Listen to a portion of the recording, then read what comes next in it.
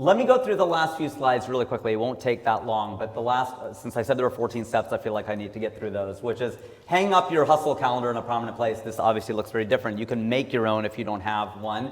And if you put it up prominently, people will ask you, what is that? And I've been very pleasantly surprised that people around the world, in India, here, other places, have taken pictures and they've sent it to me like, oh, I watched your talk and I actually am doing this. It's really inspiring to see.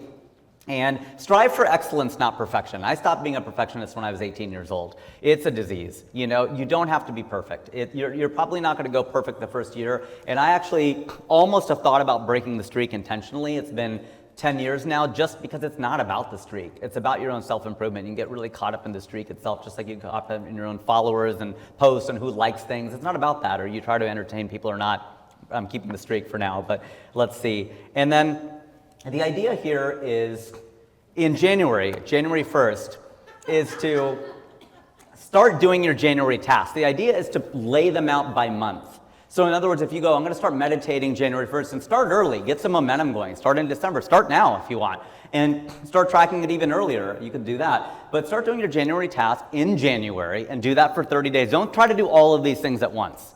I would really advise against that, because it's like you wake up and you're going to be a completely different person. I think the system will really collapse. I don't think it'll work, because I know you're excited to do all these things, and that's great, and that's why you can prioritize them, but go easy to hard, because the thing is, you'd be like, yeah, but then I'm going to wait another year. You've been waiting years. You haven't been doing it for 5 years or 10 years or 15 years. Now what's another 12 months? Like, if you want the system to work, maybe you're better at it than I am. Maybe you can add 2 at a time or 3, but my personal advice would be pick one in January, and then start adding in February. Then you add the other one. You don't stop doing January, because it's not a new month's resolution, it's a new year's resolution. So it gets additive. By the time you get to December, it's much harder, but you've had a lot of practice by that point. And I track them on my phone. I just use a Notes app. I don't use Evernote or anything else. If you do, great, good for you. I need to keep it simple. So this is how I actually track it. So I have all those things, but then I copy and paste every single day. Here's my 2024 year of the hustle. Fruit, I want 5, so I put little tick marks every single time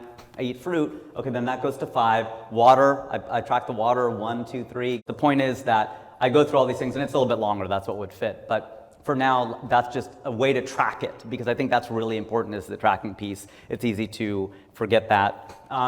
What I did with the X's and O's system is, because Jerry, my mentor, we don't love the word mentor, but he had said that if you're going to meditate, why don't you put an X, and then for everything else you can put an O. So if you want to do more than one behavior and just start practicing, you can give yourself credit and say, okay, I'm going to use X's for meditation and O for everything else. Because if you want to do a 2-tier system, you can do that. So if you're just like, I want to make sure I'm meditating or writing every single day, but I'd like to add these other behaviors, you could use a 2-tier system.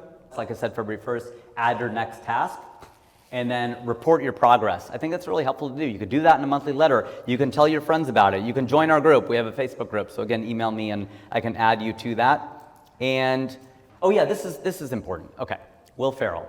He came to the Groundlings, an improv group in LA, and we got to ask him questions. It was amazing. It was a group probably even smaller than this. He was up on stage, and I asked him some question about the difference between stand-up and improv, just to say I talked to Will Ferrell. His question was okay. Then somebody asked a much better question, and they asked him, when you started out, how often did you measure yourself? He had a great answer. It was a great question. He had an even better answer. He goes, every 6 months. He was very specific about this. He goes, everybody can have a bad day. Everybody could have a bad week. Everybody could have a bad month. You should not be having a bad 6 months. That's bad. If in your craft you feel like you can't do something that you were not able to do a year ago, that's bad. There should be growth. You should be able to do something in engineering and science in your job, contract negotiation, management, whatever it is. You should be able to go, wow, I did something today, and I could not have done that half a year ago. Couldn't have done that 6 months ago. If you're not, you are stuck, you're stagnant. You've probably seen that graph of like it versus good at it. There are a lot more things I could throw at you, but basically, he said every 6 months. And I thought that was great. I thought that was super, super helpful to understand, because if you ask yourself every day, well, get better every day, screw that. You can't get better every day. That's crazy. Okay, and that's just not continuous or continual, either one of them. They're not leaps and bounds like that. But give yourself time to develop. I'm a huge fan of the Beatles. I'm a huge fan of Led Zeppelin. And their first couple albums are covers. These are the greatest musicians of all time, and they covered songs when they started out, okay? So you're not gonna find your voice or your pace right away. And the very last step, on December 31st, you celebrate how much better you are than everyone else. Okay, so that's the fun part. Obviously, I'm joking about being better than everyone else because this is golf, it's not tennis. The race is really ultimately against yourself. But I think it is about celebrating. That is a real picture at a wedding, one of the nights that I did drink, not surprisingly. Big fan of The Dark Knight. I love when the Joker says, I just do things. That's a really important thing. I just do things, right? They're planners, they're schemers, I just do things. And I think sometimes it's very important to just do things. Okay, let me leave you with a final quote because I do think it's really important. It's actually one of the most inspiring things. I am not African, but I love it. It is an African proverb.